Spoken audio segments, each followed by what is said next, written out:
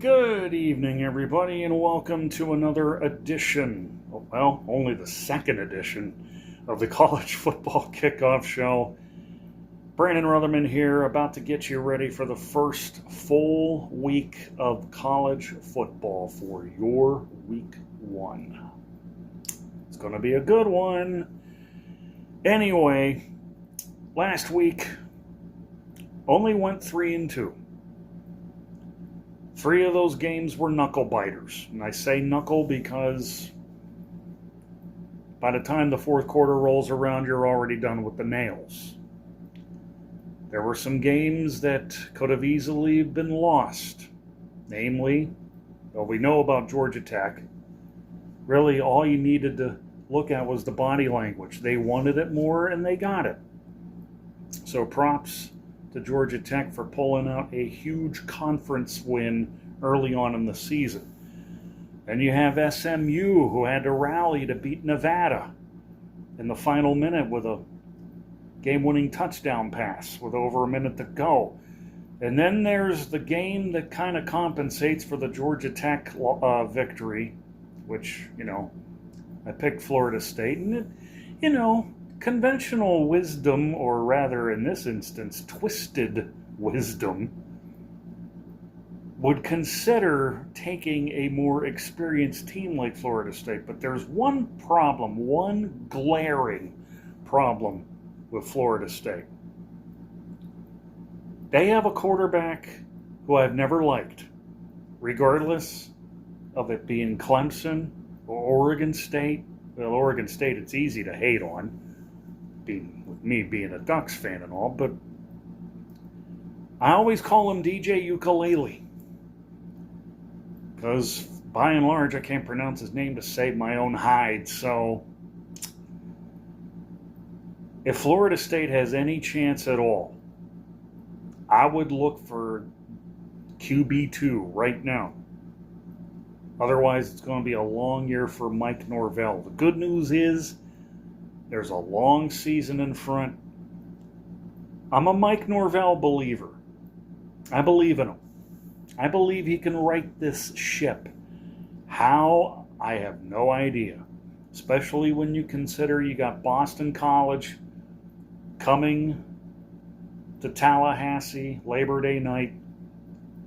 Not to mention Mike Norvell's former team being Memphis. They're coming to town. They got at least a couple of chances to fix what's broken, particularly with Boston College in the sense that it's a huge ACC game and they need to win that one. But we'll cross those bridges when we get to them. Anyway, before we go any further, I need to do a little due diligence business with all of you and get one pick out of the way. It was supposed to be a lanyard selection, and stupid me forgot that I don't have a polyester lanyard for the Duke Blue Devils. But just so you know, prior to coming on and doing this show, not only did I order a new Duke polyester lanyard, but so too did I order a North Carolina one, because they too have a nylon lanyard that I will not make any use of wearing for any show or even when I'm working at W&J College. It's polyester or nothing. So, Duke, you're playing Elon.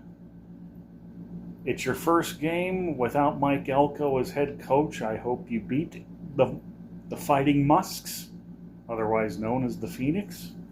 So this will be converted to a helmet selection. Even though it's a nationally televised game, we are going to consider it as a helmet selection instead of a lanyard selection. So we got that out of the way. Before we dive into the picks, one other announcement that needs to be made, and it's regarding my TikTok for the College Football Kickoff Show. I've had little to almost no usage for it. I only did like 2 promos for the show, Never did anything beyond it. But then I got to thinking. Last year, during one of my Cameron shows, one of the live ones, the recording had stopped, and an idea was born in which we wanted to make sure that all the picks got put in, and we did what we called basically a 2-minute drill. So for TikTok, just to make sure that we have all the I's dotted and the T's crossed, anytime we have another mishap, well, there won't be a mishap because TikTok will cover it. It's my insurance policy. It's the TikTok 2-minute drill. All the picks starting this week in rapid fire. Well, I don't know about rapid fire. Maybe I'll just type them up and post them.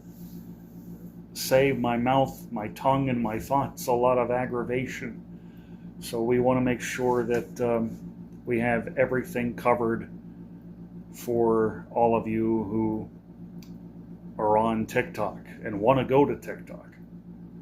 At some point, I will have to reintroduce you to the TikTok page. So, anyway, now that we got all of that out of the way, it's time to ball out, and when we ball out, we must first call out. Let's get to the picks for your Thursday. To start things off, Youngstown State and Villanova. It's a tough one. Here we go with Youngstown State, who was new to the helmet tree last year, so now it's making its season debut, I do believe. No, actually it was last year. I beg your pardon. So there's Youngstown State, there's Villanova. Yes, we do FCS matchups. We've been doing it for a while now, a couple years. It's a tough one to call. Villanova's a hard team to figure anyway. Youngstown State, kind of in that same boat. Youngstown State, I do know, went to the postseason. Villanova missed out on all the fun. And I believe the point spread. And I don't deal in point spreads. I don't deal with DraftKings or FanDuel or any of those betting outlets. Hell, I don't do bragging bets. Every time I've done one, I've lost. Every time. I don't believe in wagering. Wagering's just another way of extorting money from people. Sorry. That's my story and I'm sticking to it. I just go with what I know in my mind and in my heart with every game that I pick. So, who am I picking? Villanova is actually favored to win by, I believe, at least 10 points. And it's going to be a scorcher in suburban Philadelphia, I imagine, with the 6 o'clock kickoff time. They better stay hydrated for this one. I'm going to go with Villanova to beat Youngstown State, but I'd imagine Youngstown State's going to be in the thick of the FCS playoff hunt all season long. Villanova, I would imagine, will be in there too. And if I'm not mistaken, I do believe, I could be wrong, I don't know if the FCS is expanding its playoffs the way Division III is and probably Division II. Well, you know about the college football playoff, but, you know, something to keep in mind going forward. Meanwhile, Fordham Bowling Green. It's FCS against the MAC, and Fordham, I do believe, was a playoff team 2 years ago. Fell short of the postseason last year. Bowling Green, if my memory serves me correctly, went to the Quick Lane Bowl against Minnesota. So Bowling Green should win this one. And they will. I don't know about how much, but go with what you know. So Bowling Green will win one for the MAC, and I suppose this next one might be a little bit tricky. We have Lafayette and the University of Buffalo. It's another FCS MAC matchup, and I'm not sure about this one. I'm really not sure about this one. Buffalo, I know, has not been good the last couple of years. Lafayette, if my memory serves me correctly, I think was in the FCS playoffs. It's a roll of the dice on my part. And I have to make sure that I'm following along with the. Oh, my bad. That wasn't who I was taking. So it's an ill-advised gaffe. This isn't exactly Pat McAfee singing the praises of Georgia and then picking Alabama. But I have Buffalo listed as my team of choice, so we're going with Buffalo. My apologies to any Lafayette fan that might be watching this. So, if it makes you feel any better, I'll see you in the playoffs. Never hurts to call a shot once in a while. More shots to come. Ladies and gentlemen, the first lanyard fall of 2024. Pardon me, just a moment. Oh, my goodness. This is why I'm happy I got a selfie stick quad pod, but that doesn't cure the carelessness of the lanyards. Anyway, what do we got? We got New Hampshire and UCF. This one's an easy one. Gotta go with UCF. They've been making a lot of noise all off season on the recruiting trail. I'd imagine they're going to be in the conversation a lot this year in the Big 12, and they should have at least minimum 8 wins, maybe 9. If they get 10 or more, I wouldn't consider it overachieving. Not in a conference like this one, especially when you don't have to worry about Oklahoma and Texas anymore. So UCF, I'd imagine, is going to be in the conversation a good bit.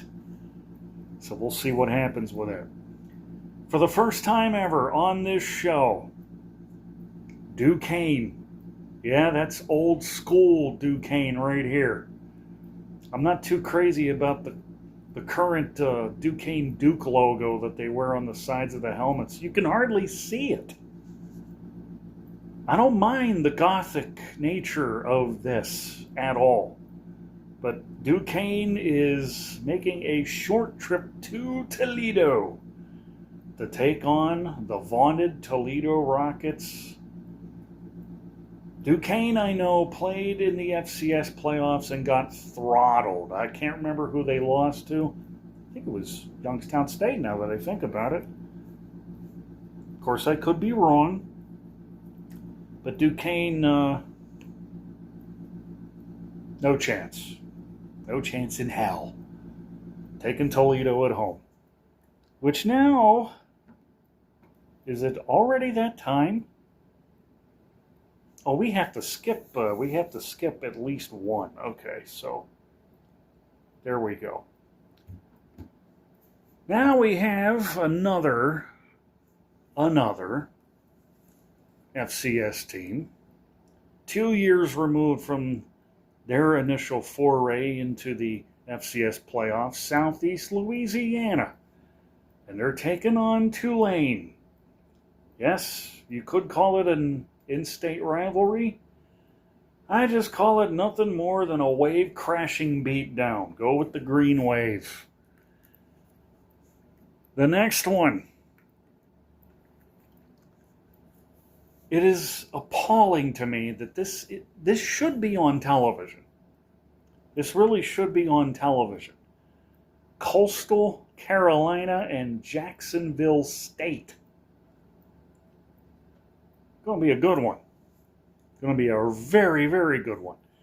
Coastal State will be having a new quarterback in place to take the place of Grayson McCall, who has moved on to NC State via the transfer portal. And I'll get to talk about NC State and the Wolfpack next week. But for right now, you have Coastal, you have Jack State. It's going to be a knuckle biter. But I think Jacksonville State's going to get the better of this one. In all fairness to Coastal Carolina, it's a good team. They always have been. Jacksonville State's a team on the rise, and people are going to have to start getting used to that. As long as Rich Rod's running the show down there. And I believe we are at the only game left of the Thursday slate that's a helmet selection. And we have Murray... fumble! Murray State... Really. Murray State's got no chance against Missouri. Missouri should hang at least a 6-touchdown victory to beat Murray State. Brady Cook, Luther Burden, those two guys were huge in Missouri's rise to the top. Well, not quite to the top of the SEC, but they're in that upper echelon now. Oh, let's do another checkup. I beg your pardon. I have 3 lanyard selections to give you. First and foremost, and by the way, none of these selections are considered big ones, but you wouldn't know that from the way I'm going to set this up. First off, Illinois hosting Eastern Illinois. Yeah, I think it's a safe bet who we're taking. I suddenly have this urge to start singing Looking Out My Back Door. Just got home from Illinois, locked the front door, oh boy. I would imagine the EIU faithful will probably be singing that too. For every oh boy reference gets thrown in after every touchdown that Illinois might score on them. Granted, Illinois will probably be in the bottom half of the expanded Big Ten, but I've always liked Brett Bielema as head coach. He's got his quarterback back, Luke Altmaier. Trying to remember who their starting running back is, but they've got that one wide receiver, Mario Sanders II. How do I even know that name? Well, College Football 25. What more do you want? I played with Illinois already. But Illinois will have some wins that will be few and far between, so getting the one to start with, I think, should be okay. I said 3 games, did I not? I meant 4. 4 lanyard selections. My bad again. Can you tell I've been rusty? Anyway, moving right along. Yeah, I know. We're one week away from Cameron. So Sacramento State's playing San Jose State. And oh, by the way, before I go any further, that Eastern Illinois game's on the Big Ten Network. It's a 9 p.m. kickoff. Meanwhile, Sacramento State is playing San Jose State. It'll be on True TV, the same True TV that gives you the NCAA basketball tournament. Not exactly Court TV anymore, is it? But anyway, that kickoff, by the way, 10, is that right? 10 p.m. 10 p.m. Let's get to the pick. Sacramento State. Of course, they will always be remembered as my first FCS prediction gone true from beating Stanford a year ago. And now they go up against a San Jose State team who had a great, great story that started with a lot of hardship in the beginning, only one win in the first 6, and then they caught fire to earn a bowl bid. It was a great story. Now they got to build on that. So as much as I like the thought of another potential FCS upset, this isn't going to be the one to do it with. So we're taking San Jose State over Sacramento State. But I'll tell you who I'm going to pick right now. Here it comes, folks. I'm calling my shot. North Dakota State and Colorado. I'm calling my shot right now. I don't care how much Colorado is favored by, but I'm going to tell you this right now as I put the North Dakota State lanyard around my neck. I want to inform you that I would rather lose with dignity than win with ego. And there is a lot of ego at Colorado. I don't know. I'll tell you something. You know who would actually be a good coach for Colorado right now? I am very surprised the name hasn't been tossed about. At least not for the foreseeable future. But I have a name in mind right now. And it wouldn't surprise me if he goes back to his alma mater. Does the name Eric Bieniemy ring a bell? It should. He's currently the offensive coordinator for UCLA for head coach Deshaun Foster. So you got a pair of running backs running the show out there at UCLA. But I tell you what, I would rather have Bieniemy coaching at his alma mater than Deion.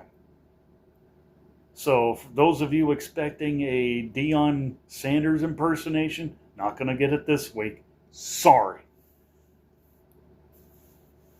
I'm calling my shot. I'm calling my shot. And that won't be the only one. Wait till Saturday. Or better yet, wait till Friday night when I make my Saturday picks. Yeah. So, now we get down to the one game. Oh yeah, by the way, I'm sure there's a good many who will be watching it. ESPN, 8 o'clock from Boulder. The Bison and the Buffaloes. I just, the names alone, I think, is worth the price of admission. But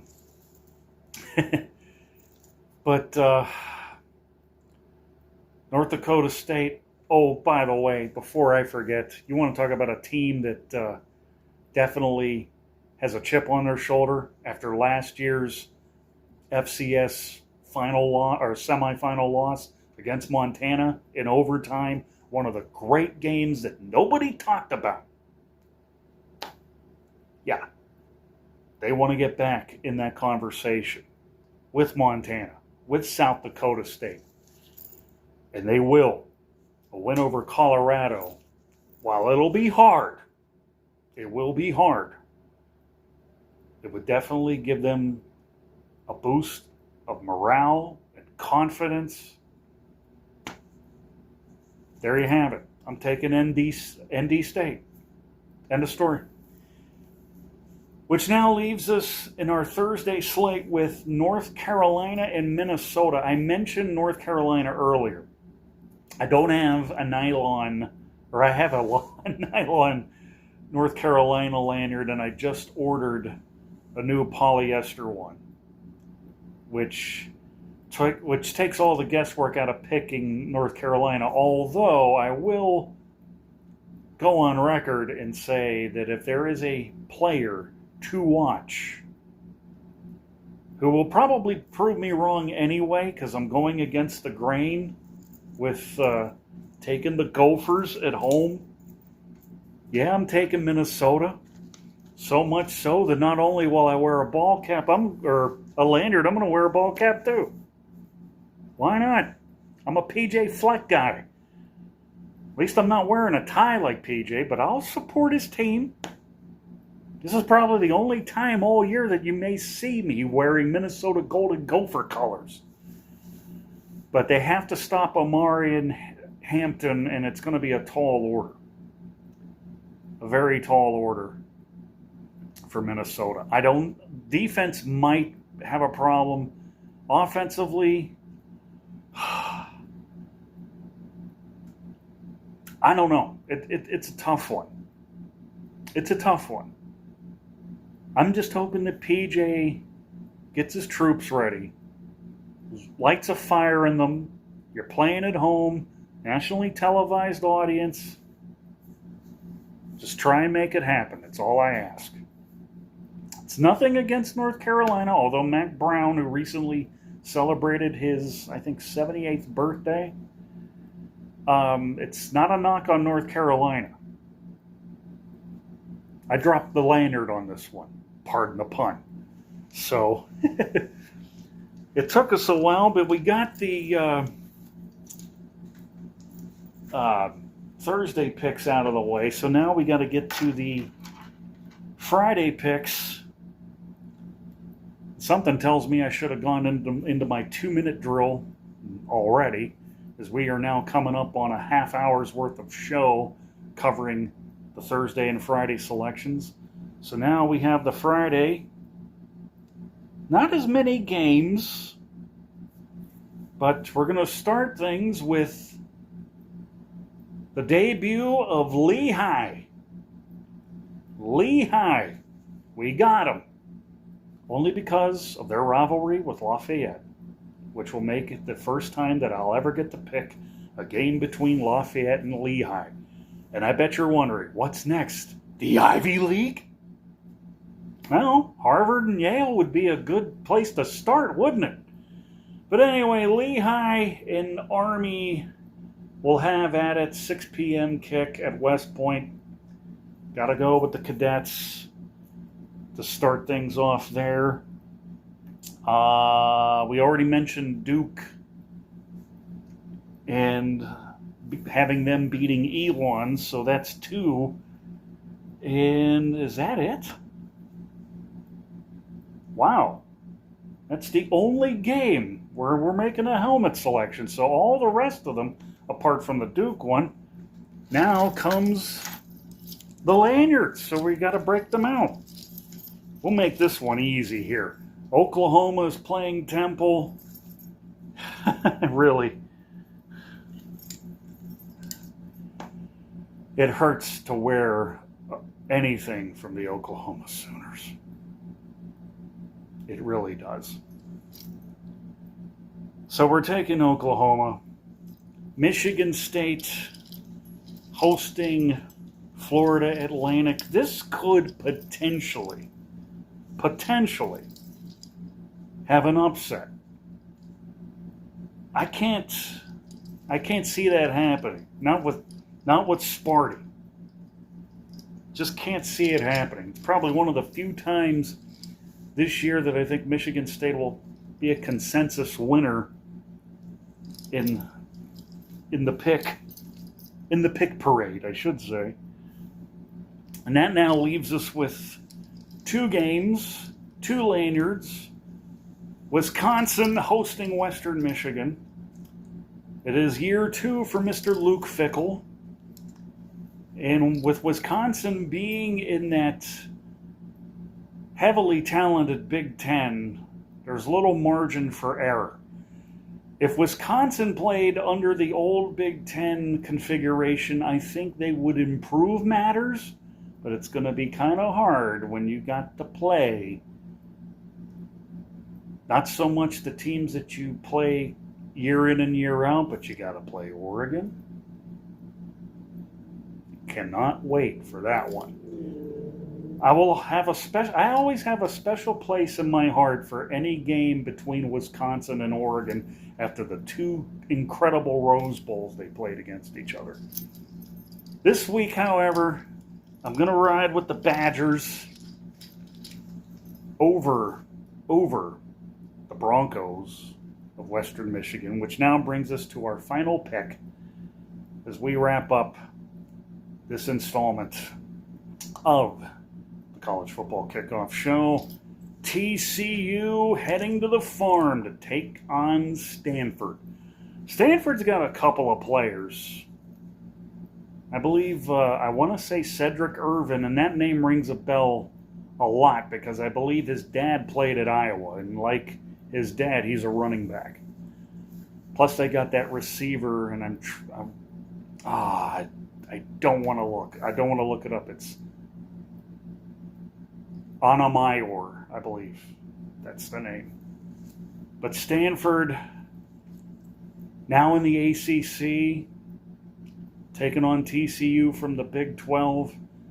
I tell you what, this would have looked really, really good all those years ago when Stanford was good with all the good players they had, McCaffrey, Shane Scove, Kevin Hogan, those guys, TCU with Tank Carter, Andy Dalton, and a few other names I can't think of right off the top, but I've got to pick somebody. So the only team other than North Dakota State that I have winning on the road in the Thursday and Friday picks. So, friends, fans, Romans, countrymen, all of you, thank you all for tuning in to this installment of the College Football Kickoff Show. We'll be back with you all Friday